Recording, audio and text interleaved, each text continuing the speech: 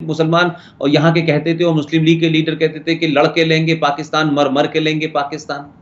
लेकिन साहब पाकिस्तान पे तो वोट दिया तो 98% मुसलमानों ने तो पाकिस्तान के लिए वोट दिया था। ये बात अलग है कि यहाँ से 2% लोग नहीं गए और उन इलाकों में कभी जिन्ना साहब खड़े नहीं हुए। जिन्ना साहब आज भी वो जो सीट महाराष्ट्र में है, बॉम्बे के अंदर बायकुला नाम की एक सीट है, जिन्ना साहब वहां से खड़े हुए और वहां से जीते थे। वो सीट तब से लेकर अब तक वहीं से मुसलमान जीत रहे हैं। तो मुस्लिम लीग ने कोई सीट वहां जीते ही नहीं। जो इलाके आज उनके पास है, चाहे सिंध हो, चाहे खैबर पख्तूनख्वा हो, चाहे पंजाब हो, ये तो यूपी बिहार के तमाम मुसलमानों से जीते।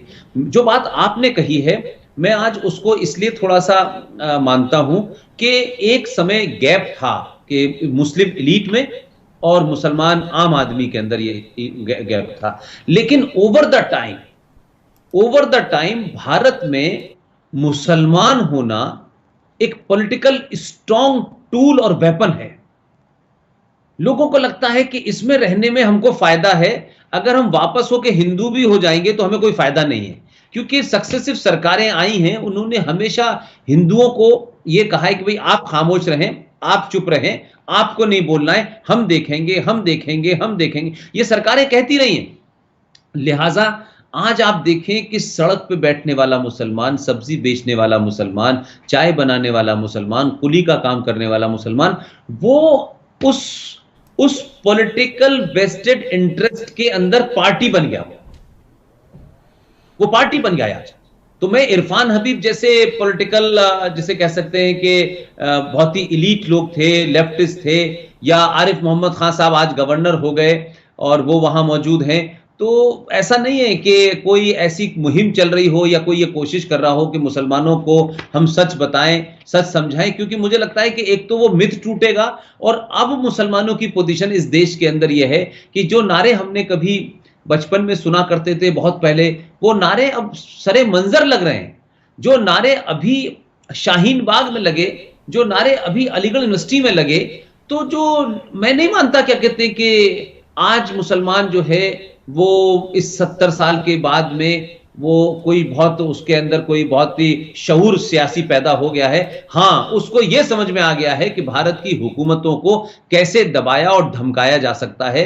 तो जिस तरीके के नारे लगे कि हिंदुओं की खबर बनेगी एएमयू के अंदर, हमें चाहिए जिन्ना वाली आजादी, तो ये पहले कोई नहीं कहता था।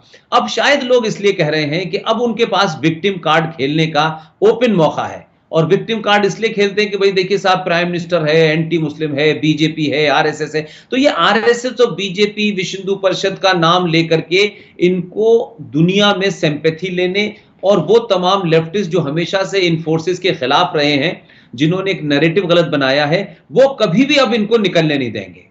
और इसलिए मैं ये नहीं मानता कि अब कोई बहुत बड़ा बदलाव होने वाला है। जो बात आपने दूसरी कही है वो मैं बहुत वाज़ेह तौर पे कह रहा हूं, पूरे होशो हवास में कह रहा हूं, और इसको मैं अंदर ही अंदर जो एक कहते हैं कि आग सुलग रही है, और वो मुझे लगता है सुलग नहीं रही है, वो दहकने वाली स्थिति में आ गई है इस देश में। ताहिर भाई, मैं नहीं जानता मेरी बात गलत हो, मैं अक्रॉस जितना लोगों से मिलता हूं, जो भी लोग हैं, एक तो लोग होते हैं इमोशनल, भारत माता की जय, हिंदू राष्ट्र, ये तो इमोशनल मानता हूं मैं। लेकिन एक रीजनिंग वाली क्लास है जो सिस्टम में बैठी थी, जो डीआईजी थे, डीजी थे, फॉर्मर ब्यूरोक्रेट्स हैं। आज जब उनका गुस्सा देखता हूं तो नीचे की क्लास में और ऊपर जो हिंदू की एलीट थी उसके बीच का भी गैप कम हुआ है। और आज जिस तरीके से मुसलमानों के गुस्सा खिलाफ कह दें, जो ऊपर के एलीट में है वो नीचे भी है, यानी रिएक्शन जिसको हम कहें, जी रिएक्शन कह सकते हैं। तो मुझे क्या लगता है कि मैं कोई बहुत अच्छे मैं हालात की तरफ ये मुल्क जा रहा हूं, मैं नहीं देखता कि ठीक है, हुकूमत है, हुकूमतों का काम है, पुलिस है, सेना है, ये तो एक फेस होता है। लेकिन सोसाइटी को कभी पुलिस नहीं चलाती है, सोसाइटी को कभी संविधान नहीं चलाता है। सोसाइटी अपने अंदर एक ऐसे हालात पैदा कर लेती है कि उसको बात बात में कानून, बात बात में आईपीसी की जरूरत नहीं पड़ती है। लेकिन अब मुझे लगता है कि ये मुल्क मेजॉरिटी को हजारों साल के बाद अपने होने का एहसास हो रहा है। उनको लग रहा है कि जो बातें हमने सुनना तक हमारे लिए अलाउ नहीं था, अब हम बोलेंगे, जोर से बोलेंगे, और बड़े बड़े लोग, बड़े पैसे वाले लोग, बड़े पढ़े लिखे लोग, वो तमाम सारे लोग इस पूरे मूवमेंट में शामिल हो गए हैं। इसलिए आज भले ही टेलीविजन ने इतना लोगों को अवेयर कर दिया हो और ये जो सोशल मीडिया है इसने अवेयर कर दिया हो, तो छोटी सी बात का काउंटर आता है, खटाक से आता है, रीजन के साथ आता है। तो मुझे लगता है कि ये देश, आप माने या न माने, ये देश सिविल वॉर की तरफ बढ़ रहा है।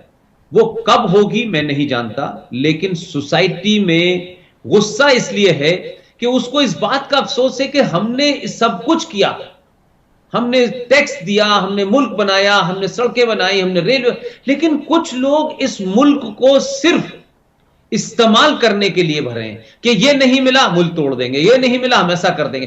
तो ये जो दबाव है, ये जो धमकी है, ये जो डरना है कि आप सरकारों को डराएंगे, आप किसी नाजायज बात को भी मनवाने के लिए रेलों में आग लगा देंगे, बसों में आग लगा देंगे, तो लोग तो डरे हुए हैं।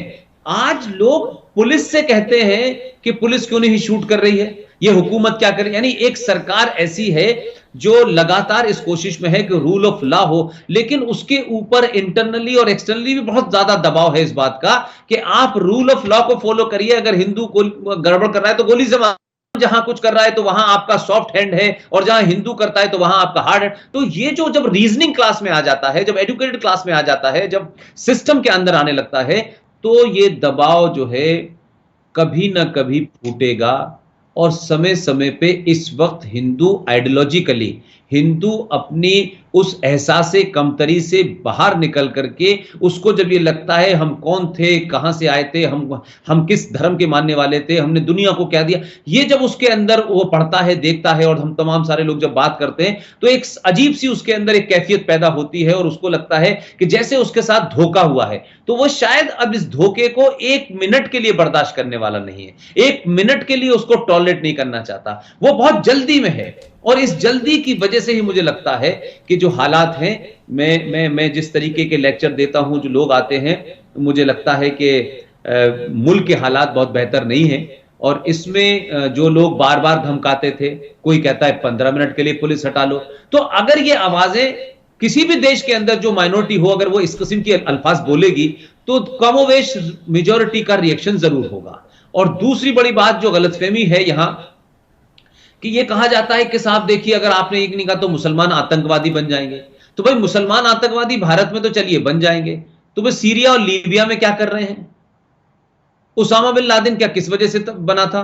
तो ये जो मतलब एक नैरेटिव क्रिएट करने की कोशिश की गई, उसमें मैंने ये कहा बार बार इस हिंदुस्तान में कि देखिए, हमेशा ध्यान रखिए कि टेररिज्म जो है वो मेजॉरिटी कम्युनिटी करती है और वही सक्सेसफुल होता है।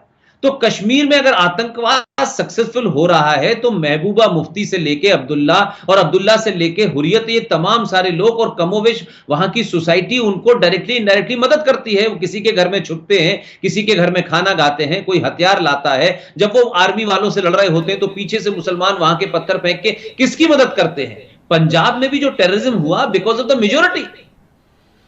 इन दो स्टेट में हमने टेररिज्म देखा, तो एक जगह वहां मुसलमान मेजोरिटी में थे, पंजाब में सिख मेजोरिटी में थे, तो खालिस्तान का पूरा मूवमेंट चला। उस मूवमेंट में 42,000 हिंदू मारे गए, ताहिर भाई, इसका कभी जिक्र नहीं हुआ।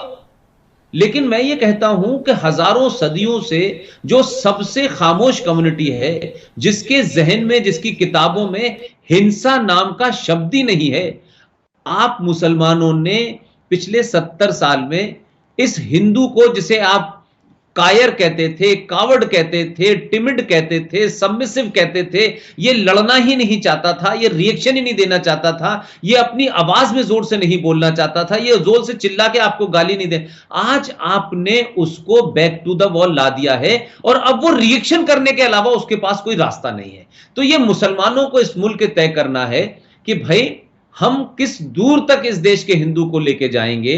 जब आप नारे लगाते हैं, चिल्लाते हैं और क्या क्या नहीं कहते, आप खुल्लम खुल्ला कश्मीर के अंदर नारे लगे कि हमें चाहिए कश्मीर, कश्मीरी मर्दों के बगैर और कश्मीरी पंडित औरतों के साथ, और मस्जिदों से लग रहे थे, और देश खामोश था और सेकुलरिज्म जिंदाबाद चल रहा था। दिल्ली में भी सेकुलरिज्म था, पूरे देश में सेकुलरिज्म था। तो ये सेकुलरिज्म जो है, इससे सबसे ज्यादा हेट हिंदुओं को है, और लोगों को लगता है कि सेकुलरिज्म का मतलब है मुसलमानों की नाजायज मांगों को मानना। लेकिन यही बात माइनॉरिटी के अगर एंगल से देखें तो पंजाबी 2.5% है इस देश के अंदर, पारसी 50,000 इस देश के अंदर, सिख हैं, बौद्ध हैं, जैन हैं, उनको माइनॉरिटी कभी नहीं माना गया। एक नैरेटिव क्रिएट कर दिया कि माइनॉरिटी मींस मुसलमान। तो मुसलमान अगर इस देश में 25 से 30 करोड़ भी है तब भी माइनॉरिटी है, तो आप यूएनओ को भी नहीं मानते, भारत के संविधान। तो ये जो बात आपने कहा है कि इसके क्या इम्कानात होंगे, मुझे लगता है कि अभी हुकूमत है और जो हुकूमत में बैठे हुए हैं वो भी शायद इस बात को सेंस कर रहे हैं, समझ रहे हैं, लेकिन उनकी भी कोशिश यह है कि मेजॉरिटी वोलेटाइल ना हो।